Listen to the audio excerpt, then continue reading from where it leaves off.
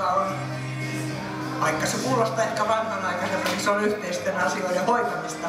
Se on aika rankkaa duunia, pitää perehtyä asioihin, tuntea asiat aika perusteellisesti, kun tekee ehdotuksia, ettei nyt sitten nolaa itseänsä.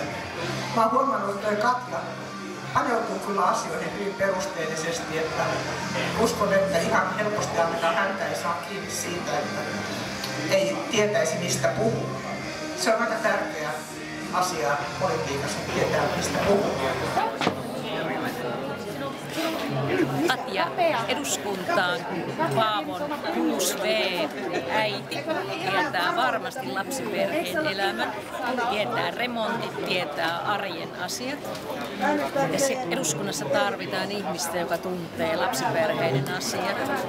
Ja Katja tuntee. Minä voin suositella Katjaa lapsiperheiden asiantuntijana eduskuntaan. Äänestä Katjaa.